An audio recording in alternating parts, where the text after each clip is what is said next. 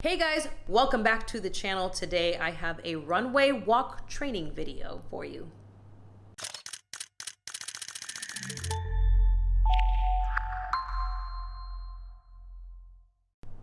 All right guys, Allie here with NGM Modeling. You asked for it and here it is for you. I've put together this 5 runway walks that you can do. I'm going to be showing you a video and then I'm going to give you time to practice those. So this is a great video to go ahead and bookmark so you can come back to each day and continue to practice so that you can get better at your runway walks. Couple of things before we jump into those walks is make sure that you have a space where you can walk on a flat, hard surface straight for about 20 feet. So you've got enough room to do your walk and to do your turns. The next one is if you have a full length mirror, if you can set that out in front, or you can set your phone in front and record yourself walking back and forth. The full length mirror is nice because you can actually see yourself if you're walking straight and how your feet are moving. And then the last thing is, like I said, I'm going to show you the walk first so you can see it,